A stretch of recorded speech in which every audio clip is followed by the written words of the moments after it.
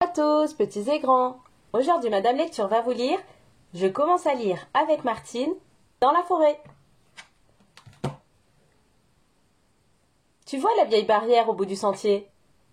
C'est là que commence la forêt.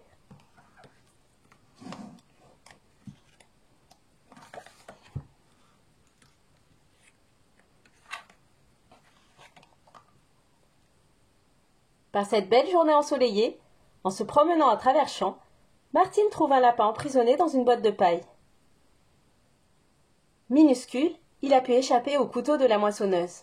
« Pauvre petit lapin, n'aie plus peur, je t'emmène à la maison !» s'exclame Martine. Martine s'occupe avec soin de son nouvel ami, Pimpin. Elle le nourrit au biberon et joue avec lui tous les jours. Très vite, Pimpin devient l'attraction du voisinage. Il se met même à dévorer les pissenlits qu'on lui apporte. Mais après quelques jours, Pimpin a l'air tout triste. Il perd l'appétit. « Il a besoin de grands espaces ?» fait remarquer Sophie. « Il est temps de le relâcher dans la nature » acquiesce Martine. « Mais comment trouver un bon endroit ?» Martine s'en va donc avec Pimpin vers la forêt, à la recherche d'un coin idéal. À peine a-t-elle mis le pied dans les bois que les animaux s'affolent, croyant voir un chasseur.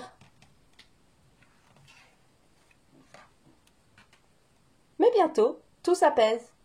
Martine connaît bien la forêt. Elle sait comment ne pas effaroucher ses habitants.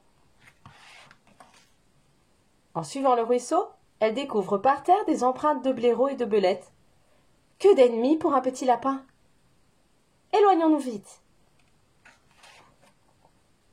Peut-être est-ce ici le bon endroit pour te relâcher, Pimpin, dit Martine un peu plus loin. Mais tout à coup, une harde de sangliers surgit en poussant des grognements. Il faut s'enfuir. Martine et Pimpin s'arrêtent enfin. Soudain, des coups de feu se font entendre. Ce sont des chasseurs. Pas question de laisser Pimpin ici. Essoufflée, Martine débouche dans une clairière où des biches et des cerfs s'ébattent. « Sauvez-vous! Les chasseurs arrivent !» leur crie-t-elle. Martine est un peu découragée. Ce n'est pas facile de trouver un endroit tranquille pour un petit lapin. Elle entend au loin un ronronnement. C'est Julien, le bûcheron, qui travaille. Martine décide d'aller lui demander conseil. « Ce n'est pas prudent de te balader toute seule en forêt, Martine. Mais je connais un bon endroit pour relâcher ton lapin, dit Julien. Grimpe sur mon tracteur, je t'y emmène en rentrant. L'endroit est magnifique. Regarde, Pimpin, dit Martine. Il y a tout ce qu'il faut ici. Des terriers, des murs. C'est l'endroit rêvé.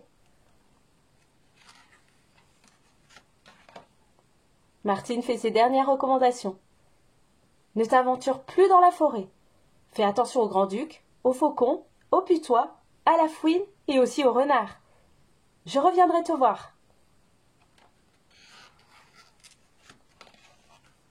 Quelques mois plus tard, en décembre, Martine revient dans la forêt en espérant y retrouver Pimpin.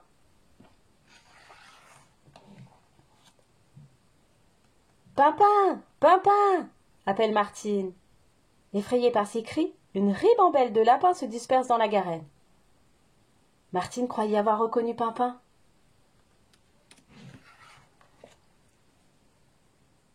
Elle est un peu déçue. Il aurait tout de même pu me dire bonjour. Mais je suis contente.